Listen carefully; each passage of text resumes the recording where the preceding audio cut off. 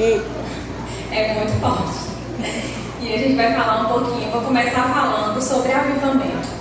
Amém? E depois eu vou falar um pouquinho sobre esse sacrifício no altar. Então eu vou começar lendo um dos maiores relatos de avivamento no Novo Testamento. O primeiro relato de avivamento, que ocorreu na igreja primitiva, que é justamente esse de Atos capítulo 2, todo mundo conhece, que depois que Jesus foi para o céu, ele falou para os seus discípulos: ficai em Jerusalém, até que do alto sejais revestidos de poder. E quando vocês forem revestidos de poder, esse poder não vem apenas para encher vocês, mas esse poder que vocês vão receber do alto, ele vai capacitá-los para que vocês sejam minhas testemunhas, em Jerusalém, em Samaria e até os confins da terra. Então, quando o Senhor Jesus ele derrama poder nas nossas vidas, quando o Espírito Santo ele visita a sua igreja de uma maneira sobrenatural, irmãos, não é apenas para que haja um mover de emoções, Quando a gente fala em avivamento, a gente pensa logo em quê? A nossa mente, vai logo pensar em mover, em oração em línguas, em pessoas sendo batizadas do Espírito Santo. E amém. Tudo isso acontece também. Mas o avivamento é muito mais do que isso. O avivamento é algo muito mais profundo. É algo muito mais intenso. É um presente grandioso da parte de Deus, que visa impactar não só as nossas vidas, mas impactar o mundo ao nosso redor. Amém? E que muitas vidas sendo alcançadas para o Senhor. Foi isso que aconteceu quando a igreja de Atos recebeu o Espírito Santo. Uma grande colheita de almas. É isso o intuito do avivamento. Amém? Então, vamos lá. Atos capítulo 2, a partir do versículo 14. É o finalzinho da pregação de Pedro, Aliás, o começo da pregação de Pedro, ele falou assim: então Pedro levantou-se com os 11 e em alta voz dirigiu-se à multidão: homens da Judeia e todos os que vivem em Jerusalém, deixem-me explicar-lhes isso, ouçam com atenção. Estes homens não estão bêbados, como vocês supõem, ainda são 9 horas da manhã. Pelo contrário, isto é o que foi predito pelo profeta Joel. O que foi que o profeta Joel falou? Nos últimos dias, diz Deus, derramarei do meu espírito sobre todos os povos. Os seus filhos e as suas filhas profetizarão. Os jovens terão visões, os velhos terão sonhos. Sobre os meus servos e as minhas servas derramarei do meu espírito naqueles dias, e eles profetizarão. Amém? E eles profetizarão. Eles anunciarão as grandezas de Deus. Foi isso que eles fizeram lá em Atos. Então vamos orar pelo nosso coração. Amém? Coloca a mão no seu coração. Pai, em nome de Jesus, essa noite nós oramos pela terra do nosso coração, Deus. Oramos para que o nosso coração nessa noite, Pai, seja uma terra boa, um solo fértil, onde a semente da Tua palavra possa cair, Senhor, e produzir fruto a 100 por 1, Pai. Em nome de Jesus, todo espírito contrário, toda cegueira espiritual, toda mente cativa agora, em nome de Jesus, seja levada à obediência de Cristo Jesus. Nós calamos toda voz contrária nesse lugar. Em nome de Jesus declaramos que sobre nós existe um espírito de ousadia e não de temor. Amém? Glória a Deus. Então, queridos, o avivamento, ele é muito mais do que o mover. A primeira coisa que eu escrevi aqui sobre o avivamento foi que o avivamento é quando o Espírito de Deus visita o seu povo, que antes estavam no estado de dormência, de amortecimento, trazendo renovação, ânimo espiritual, clareza, desejo de santidade, paixão por fazer a vontade de Deus. Vamos ler outro texto, Isaías 44. Você pode projetar, por favor? Isaías 44, do versículo 3 ao 5.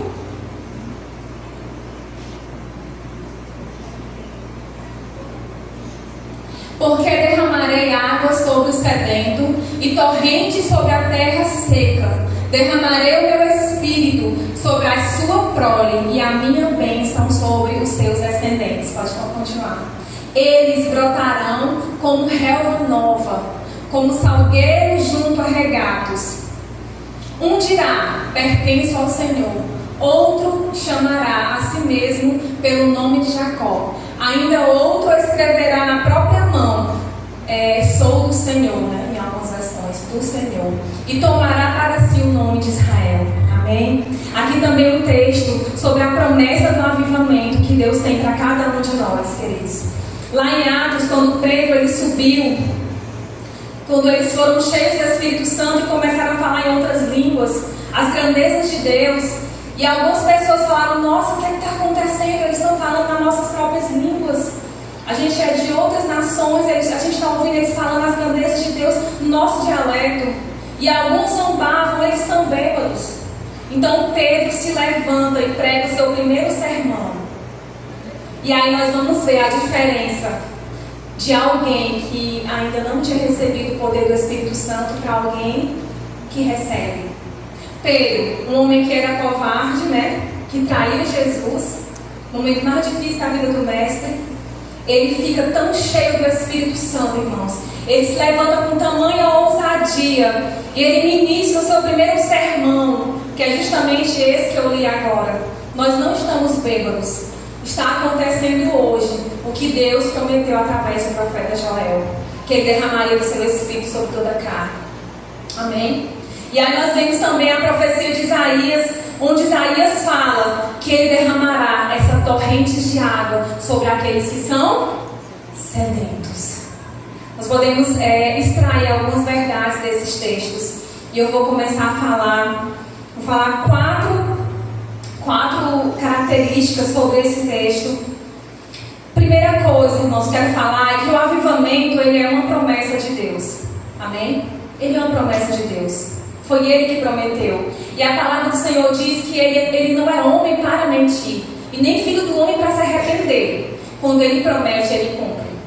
Então, se Ele prometeu o avivamento para nós, que nos últimos dias derramaria do Espírito dele sobre toda a carne, então nós somos o que, irmãos? Nós somos carne. Então a promessa é para mim e é para você. O Espírito Santo está disponível para nós. Esse derramar de Deus está disponível para a minha vida e para a sua vida. Então isso é uma promessa de Deus. Esse avivamento espiritual, esse derramar do Espírito Santo, ele é uma promessa para El Shaddai. E nós precisamos buscar essa promessa e clamar por essa promessa, porque ela vai se cumprir na nossa vida. E quando essa promessa se cumprir, no El Shaddai, queridos, nós vamos ver uma grande colheita de almas para a glória do Senhor Jesus. Grande colheita de almas. Então, a primeira coisa é que essa é uma promessa de Deus. Quando Jesus falou, ficai em Jerusalém, até que do alto vocês estejam revestidos de poder. Os apóstolos, eles ficaram reunidos. Durante um período, irmãos, mais ou menos de 10 dias, eles ficaram orando e pedindo a Deus pela promessa que Jesus tinha feito para eles. Eles não ficaram de braços cruzados. Ah, Jesus, como o Senhor quiser, o Senhor manda o Espírito Santo, o revestimento de poder. Não, a Bíblia diz que eles estavam todos reunidos, perseverando em oração. Queridos, o avivamento, ele não é para qualquer um. O avivamento pessoal mesmo, ele não é para qualquer um, é para aquele que tem sede. Sede. Se você tem sede, eu quero dizer uma coisa para você, Ele vai derramar água viva sobre a sua vida. Porque é para aquele que quer. Não é para aquele que é mais espiritual, que é mais importante, que é mais bonito. Não, queridos, é para o sedento. Para mim e para você. Quando nós nos colocamos na presença dele, dizendo, Senhor, eu sou essa pessoa sedenta. Eu, Senhor, é para mim a promessa. Então, queridos, essa promessa é uma promessa de Deus, ela se cumpre na vida daqueles que creem e daqueles que buscam. Amém? Tem uma história sobre o avivamento do país de Gales, muito conhecida, de um jovem chamado Evan Roberts. Quem aqui já ouviu falar do grande avivamento do país de Gales, 1904? É Elina. Queria que vocês estudassem a história dos avivamentos que aconteceram no mundo. Quando Deus visitou a sua igreja de uma maneira sobrenatural, o que aconteceu após essa visitação? Evan Edward, ele era um jovem de apenas 13 anos de idade, queridos. E ele foi tocado pelo Espírito Santo e ele começou a orar para que o Espírito Santo enchesse ele e para que o país de Gales recebesse um avivamento. Esse homem, esse jovem, ele orou durante muitos anos. E quando ele tinha aproximadamente 26 anos, o avivamento do país de Gales, que durou apenas um ano, foi um dos maiores avivamentos do mundo, com uma colheita de almas, queridos. Sabe de quantas mil vidas? 100.000 almas para Jesus. 100.000 almas. O avivamento faz aquilo, queridos, que o homem não pode fazer. Ele traz uma aceleração para o reino de Deus. Mas eu quero falar uma coisa para você. Nós precisamos de pessoas disponíveis, assim como esse jovem de 13 anos de idade, de se colocar na brecha e dizer: Senhor, eu sou essa pessoa sedenta. Eu sou essa pessoa. Então, nessa noite, a minha oração é que o Senhor possa encontrar nesse lugar apenas um que se levante, como essa pessoa se levantou em 1904. Amém? Que Ele possa encontrar em nós, queridos, essa sede. Então, primeiro, ele é uma promessa. Segundo, o avivamento, esse derramar, ele é uma necessidade da igreja. Não podemos ser igreja sem o Espírito Santo. Não existe.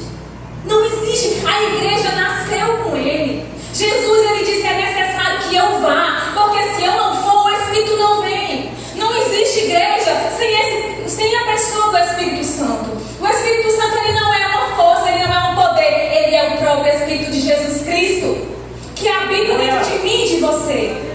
É Ele que está aqui hoje. É Ele que está me capacitando a falar aqui hoje para vocês. Sem o Espírito Santo, a igreja é uma igreja morta. Uma igreja que não tem vida. Você já foi numa igreja que não tem vida? Já foi numa igreja que você sabe que o Espírito Santo não está lá?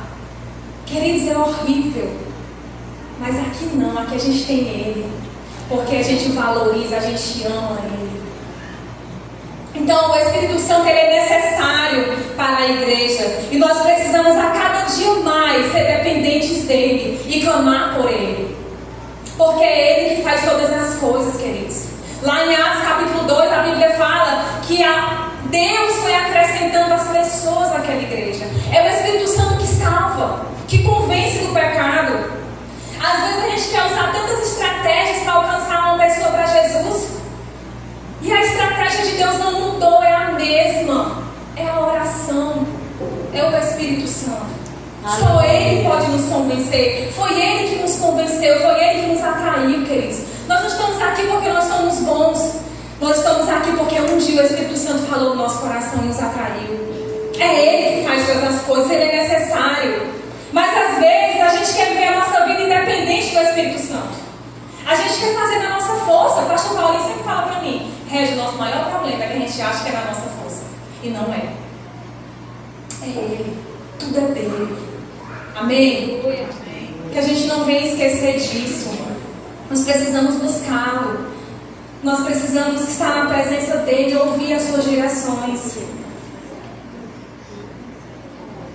Amém? Então, o terceiro.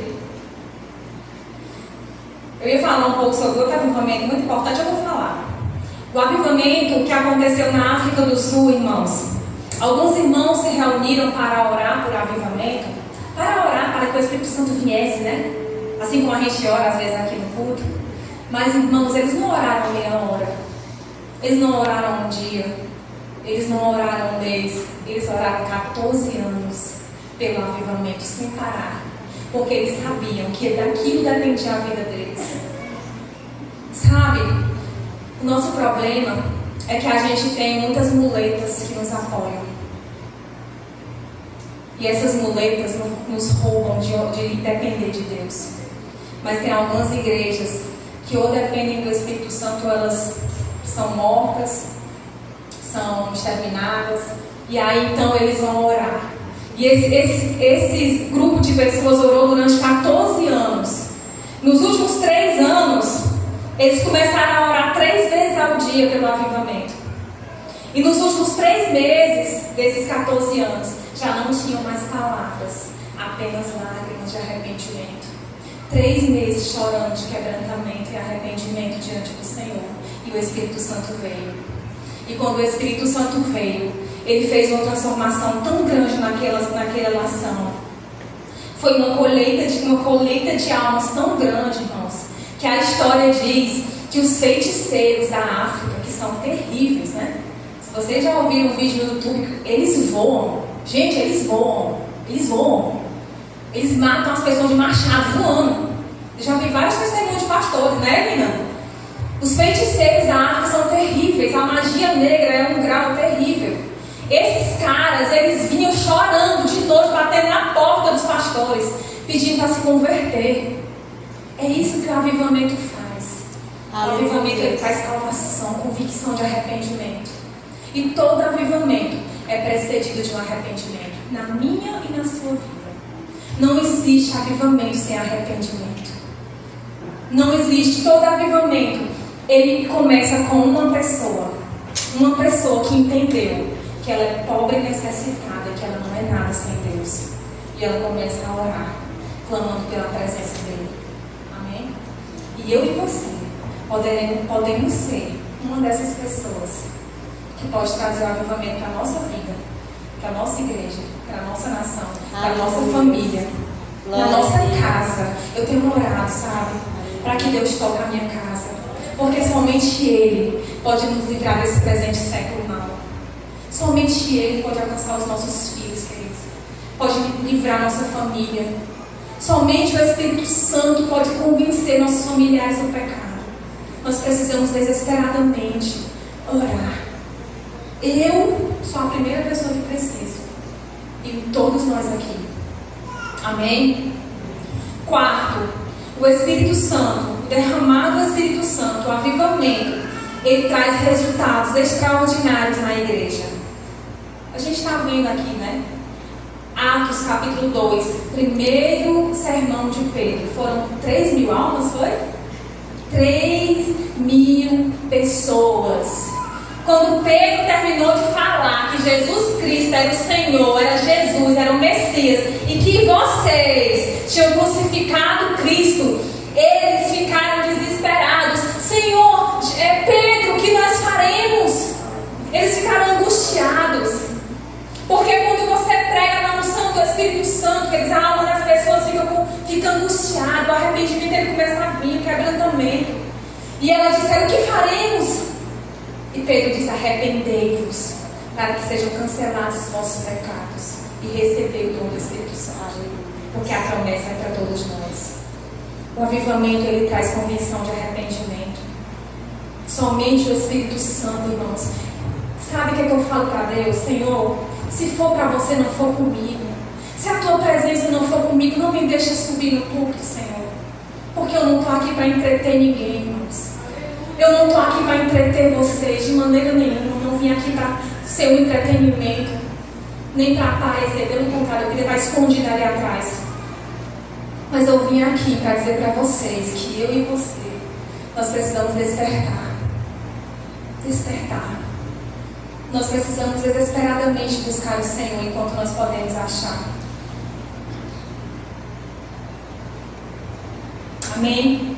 E a pergunta que não quer calar: se o avivamento faz tudo isso em mim, se o avivamento me transforma completamente, como transformou Pedro, numa pessoa ousada, numa pessoa santa, numa pessoa que teve coragem de morrer crucificado por Jesus, se o avivamento torna a nossa vida nada preciosa, se o avivamento nos faz avançar no reino de Deus, se quando nós somos cheios do Espírito Santo, a Bíblia diz que a sombra de Pedro curava.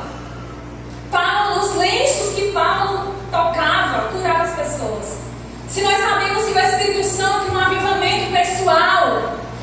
coletivo.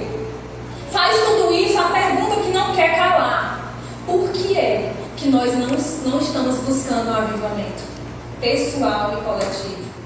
Se Deus tem tantas promessas para o Brasil, irmãos. O Brasil é um dos países que mais tem promessa de avivamento.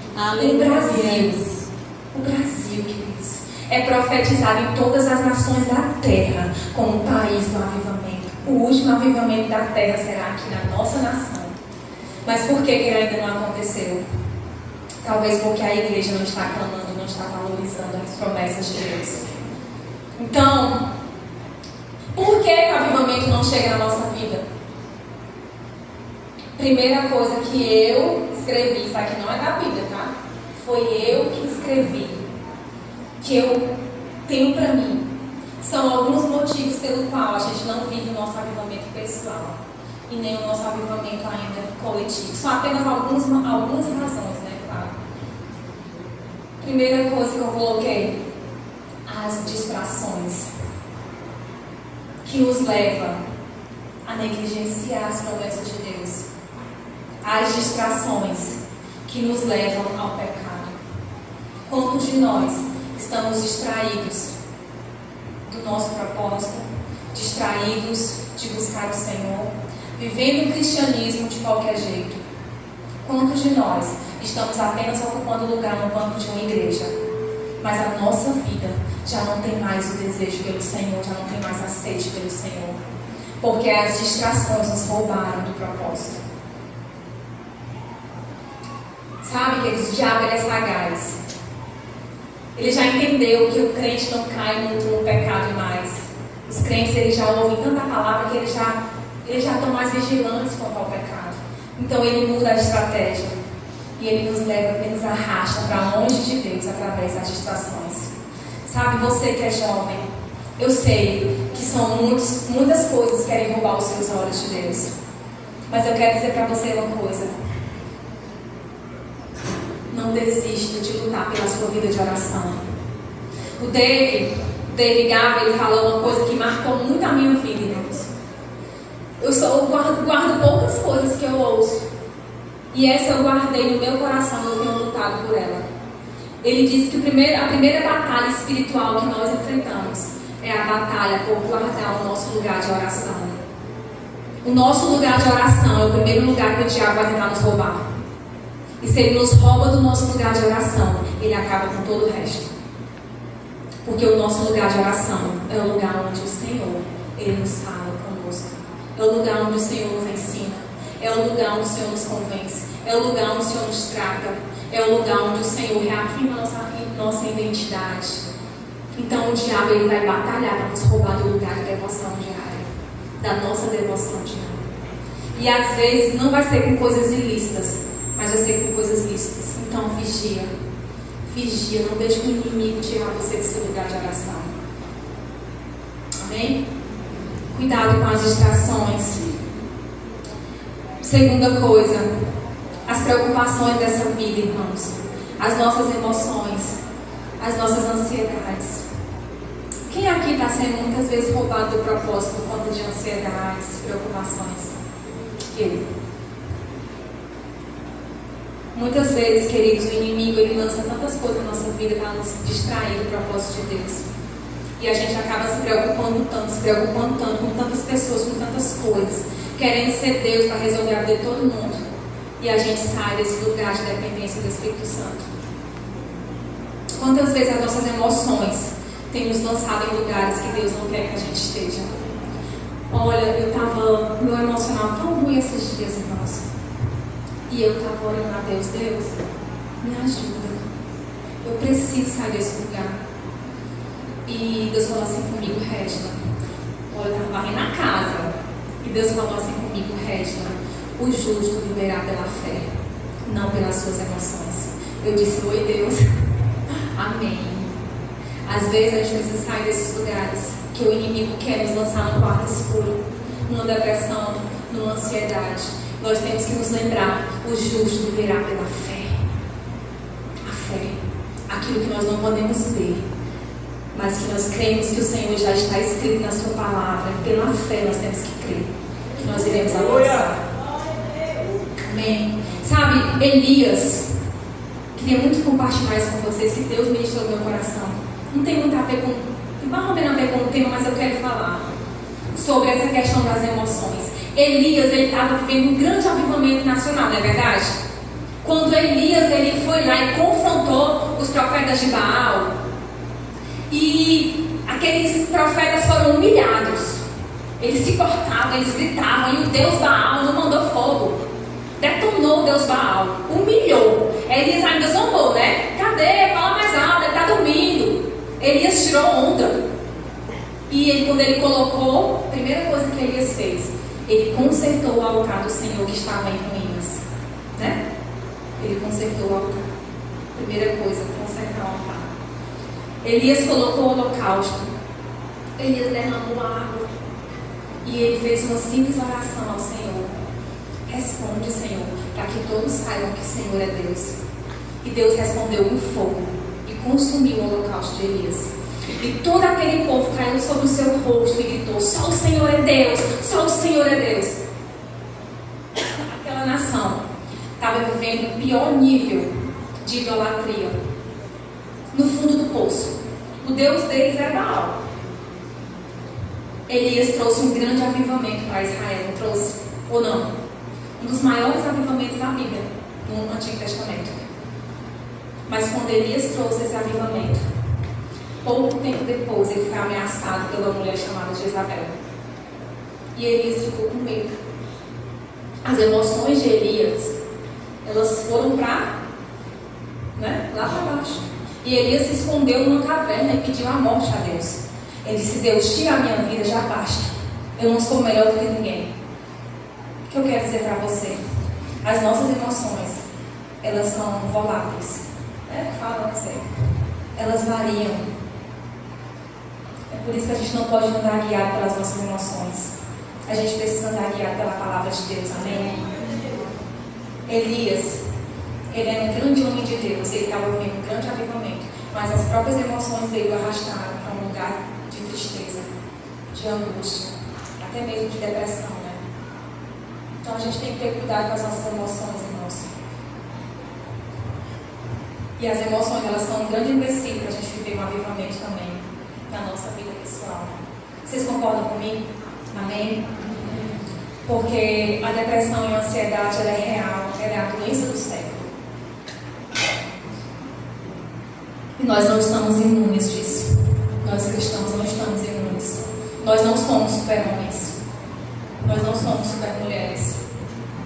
Eu não sou uma super-mulher. Já estou mente depressiva. Se precisar, eu tomo outra vez.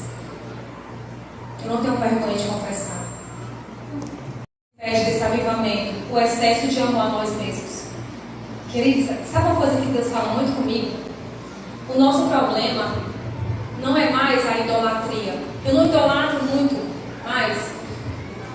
A idolatria, ela não é mais de você adorar um pedaço de barro, uma imagem. A pior idolatria do século XXI é a idolatria. A adoração a mim mesmo. O homem é o centro, né? A pós-modernidade, ela tem como centro o humanismo. O homem é o centro de tudo. Ai, eu posso, eu mereço, né? Então, tudo isso vai nos roubando de viver esse avivamento de Deus, porque nós amamos demais a nós mesmos, querido. E o que Paulo fala lá em Filipenses, ele diz que Jesus, ele se esvaziou-se a si mesmo, ele esvaziou a si mesmo, ele sendo Deus, assumiu a forma humana, esvaziou a si mesmo. Ele foi fiel até a morte de cruz. Mas o nosso amor por nós é tão grande. A gente sempre quer ser o centro. E isso nos rouba de viver aquilo que Deus tem para nós. Porque se eu me amo demais, eu não consigo renunciar a algumas coisas, porque por final eu mereço. Então eu não vou renunciar, porque eu mereço. Eu não vou aguentar uma afronta do meu irmão, porque eu não mereço. Eu não vou perdoar uma ofensa, porque afinal eu não merecia. Eu não vou liberar o perdão porque ele está errado. Então a idolatria, ela nos leva ao orgulho. Vocês estão entendendo? E o orgulho, queridos, a Bíblia diz que Deus resiste ao soberbo. Deus resiste. Sabe o que é resistir? Eu vou querer dar um abraço em Deus, ele bota a mão assim, ó. Não me abraça. Eu resisto a você. Porque você é soberba, você é orgulhosa. Então a idolatria nos leva ao orgulho. Tudo é nós estamos no centro. E Deus, ele não vai ser derramado sobre o coração orgulhoso. A quarta coisa que eu acho que é muito séria, que nos impede desse avivamento. Faz sentido para vocês que eu estou falando? Amém. Faz sentido? Estou com falta do Alex, que o Alex é quem me anima. Eu disse, Alex, e agora? Vou contratar quem para dar glória no culto? Aí eu falei com a Luiz está nem aqui, ó. Estou sem ninguém para dar glória a Deus. Então, irmãos, a quarta coisa que nos impede desse avivamento é a falta de fome e de sede de Deus. Porque Isaías, ele disse que derramaria torrente sobre o sedento. Mas se não tem fome e sede, ele não vai derramar. Deus, ele é um Deus de abundância. Ele derrama torrentes. É muita água, é muito poder, é muito Espírito Santo para nós. É uma medida transbordante, mas tem que ter sede. Amém? Você ainda tem sede? Eu tenho muita sede. Eu tenho muita sede. Muita. Sempre tive. E eu quero ter para sempre, para sempre, para sempre. Muita sede dele. Muita fome. Eu quero muita fome. E a minha oração por mim mesma é: Senhor, me dá fome, me dá sede. Me dá fome, me dá sede de ti, Senhor. Porque muitas coisas querem roubar essa fome, essa sede do nosso coração. E aí, essa falta, muitas vezes, essa falta de fome e de sede de Deus, ela vem porque nós comemos tantos conteúdos que ficamos com fastio da presença dele. Já viu como a gente é mãe, né? Menino, tu não come esse biscoito antes do almoço. Se tu comer esse biscoito, tu não vai querer almoçar. É verdade? Estou mentindo? Às vezes a gente come tanta coisa. É tanto dorama. Ninguém aqui gosta de dorama não, né? A gente é tanto Instagram. Ninguém aqui não, essa igreja não. É tanto TikTok. É 2 horas de TikTok. É 2 horas de Instagram por dia, 3 horas, 4 horas. Sabia que o brasileiro é a nação que mais consome redes sociais? O brasileiro é o país que mais consome redes sociais. Que passa mais tempo da sua vida no Instagram. Então, quando eu como muita coisa, muita porcaria, até mesmo porcaria, eu não tenho mais fome para almoçar. E muitas vezes a gente não tem fome de Deus, porque a gente está cheio de coisa desse mundo. E nós precisamos nos esvaziar, queridos. Tem aquela música da Nívia Soares, né? Eu quero me esvaziar de mim. Você tem que pedir ao Senhor: eu quero me esvaziar, Senhor. Eu quero me esvaziar, Senhor. Então você cancelar por um tempo as suas redes sociais. Eu cancelei a minha no final do ano passado, no começo desse ano. Eu estava lá de boa no Instagram. Eu só olho coisa de Deus. No Instagram, né? Pastor, são o que eu gosto. E aí eu pensei assim: Senhor, isso aqui está roubando meu tempo. Então eu peguei e resolvi parar com o Instagram. Já estamos em setembro, né? E eu disse: eu vou parar, eu vou me dedicar mais ao Senhor, eu vou querer ler mais livros, eu vou querer ler mais a Bíblia. Que tal você fazer isso na sua vida? Que tal você tirar as porcarias para ver se você come uma comida boa, que dá sustância a você, a palavra de Deus? Para que essa sede, essa fome, ela venha aumentar no seu coração. Você também pode orar para Deus te dar essa fome e essa sede nessa noite. Quinta coisa, a frieza espiritual. Quero que você coloque Levítico, capítulo 6, versículo 13. A frieza espiritual, ela é um verme que consome a nossa vida. Que ela tem que sair da nossa vida em nome de Jesus.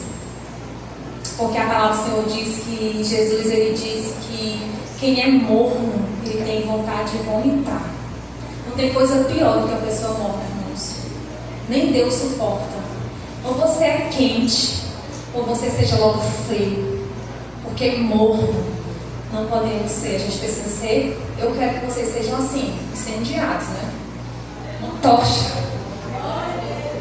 Levítico 6,3 fala assim: o fogo deve ser mantido continuamente aceso no altar, não deve ser apagado. Eu já preguei sobre esse versículo aqui. Quem estava aqui? Já que eu ministrei sobre esse versículo. E a gente falou que o fogo, ele tem que ser mantido aceso. E para ser mantido aceso no altar, era o sacerdote que mantinha. Era o sacerdote que retirava a cinza e colocava a lenha toda manhã. E a gente falou que a lenha representava a oração, né? A devoção diária, a leitura bíblica, o jejum, as práticas espirituais que nos mantêm acesos, queridos. Nós não estamos no altar do Senhor? Vocês estão no altar do Senhor? Então a lenha ela tem que ser colocada. E quem vai colocar a lenha? O pastor Paulinho? Não, eu sinto muito. Ninguém vai ser responsável pela vida espiritual de ninguém, irmãos. É o Brian? Não. É você. Você é sacerdote real, nação santa, povo adquirido de Deus. A nossa vida espiritual é nossa responsabilidade. Quando eu era líder de jovem, chegava uma mãe para mim e dizia assim: menino não quer saber de Deus, menino dá um jeito desse menino, não quer saber de Deus. Eu dizia assim: minha filha, se nem o Espírito Santo está dando, eu vou dar. A responsabilidade é dele. Não é o líder de vocês que vai definir o nível que vocês vão viver com Deus, não, meus irmãos. Eu posso ter o pastor mais crente do mundo. Eu tenho um dos pastor maravilhoso. Nossos pastores são homens de Deus. Glória a Deus pela vida deles. Eu sei que eles têm vida de oração, eu sei que eles têm vida no altar. Mas se você não orar por você, se você não colocar lenha no seu altar, não vai vir fogo na sua vida. Não vem. Porque nós somos responsáveis pelo nosso altar. E é todo dia. É todo dia. Todo dia pela manhã o sacerdote colocava a lenha. Amém? Amém? Então a frieza espiritual ela precisa ser retirada da nossa vida. E não depende de nós. Eu não posso acender o meu espírito uma vez na semana aqui no culto de domingo, não, irmãos. Não tem como. O fogo vai apagar. Tem que ser todos os dias. Irmãos, eu estou nem na metade da palavra, já deu 9 horas. A 8 horas. Até que horas é o culto, irmão?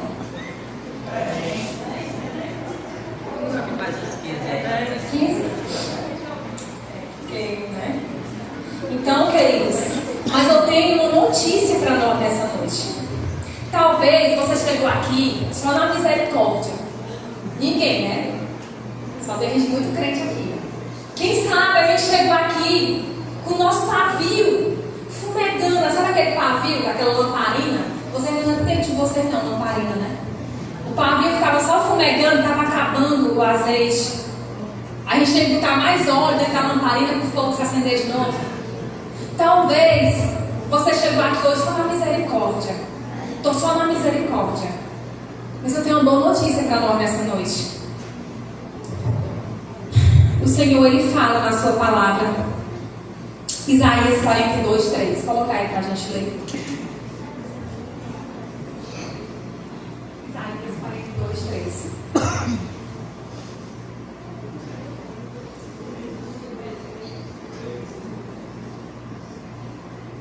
Ele não quebrará o caniço ferido, nem apagará o pavio que fumega.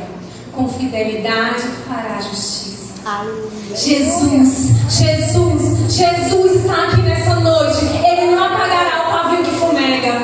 Ele não nos rejeitará. Talvez você chegou aqui tão quebrado como eu cheguei. Confesso, tive uma semana terrível. Eu disse: meu Deus, como é que eu vou ministrar? Eu só chorava. Passa a semana chorando. Senhor, como um ser humano como eu vai ministrar a palavra?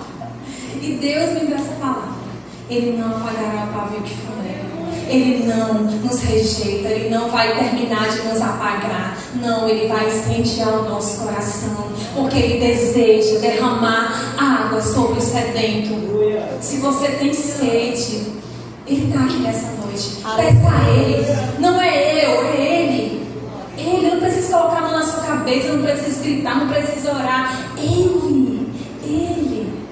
Quando Ele veio tocar em Elias, Ele não veio no vento, Ele não veio na tempestade, no terremoto, no fogo. Ele veio no vento, num cicio suave.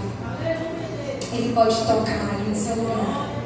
Se você quiser, se você pedir, Ele está aqui nessa noite. Aleluia. Amém. Então, querido, sempre existe um lugar, um caminho de volta, para que a gente possa buscar esse avivamento na nossa vida. E não esqueça esse caminho. Eu vou te dizer agora mesmo qual é o caminho.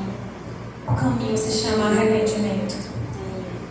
Nunca esqueça do caminho chamado arrependimento. Você vai precisar dele muitas vezes na sua caminhada. Amém? Todos os dias a gente precisa voltar para esse caminho do arrependimento. O caminho da humilhação. O caminho do quebrantamento. É o nosso socorro. Nos dias que tudo vai mal.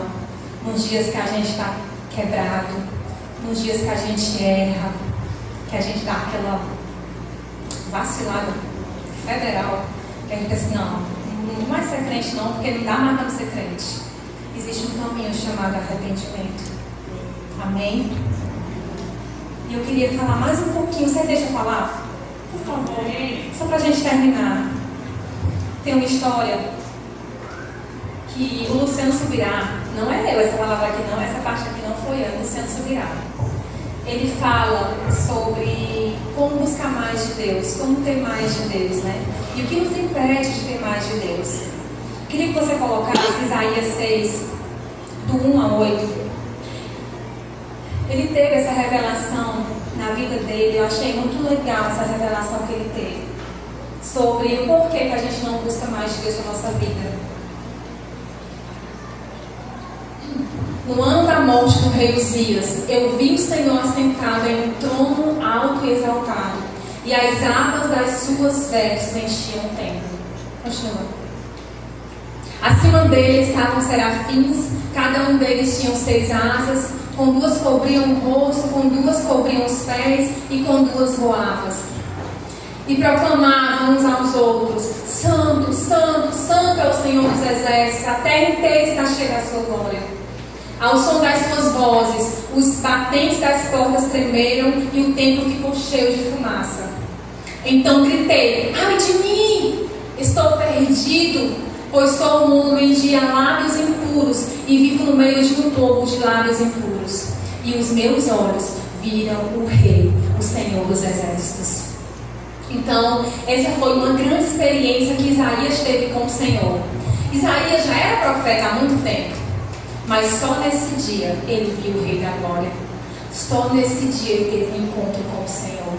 Às vezes a gente é crente há muito tempo, mas a gente não teve ainda experiência com o Senhor. Amém?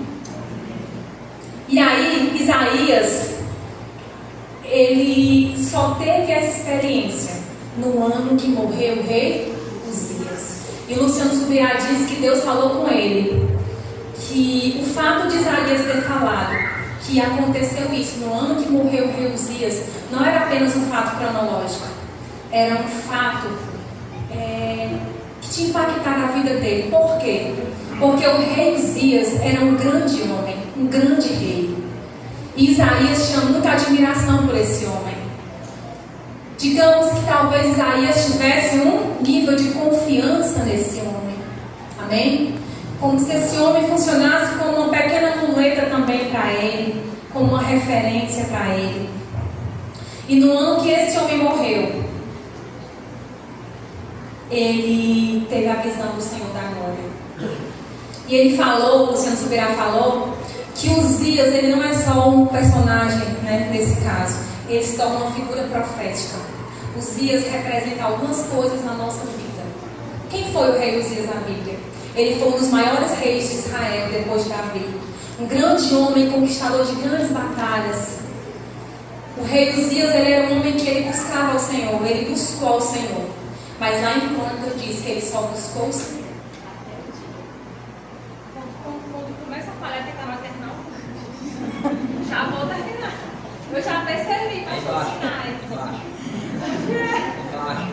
Embaixo. Pressiona. Oi. Tá terminando, viu o microfone? Então, o rei Uzias, ele representa algumas coisas na nossa vida. Vou falar rapidamente para a gente encerrar. Enquanto ele necessitava do Senhor, ele buscou o Senhor.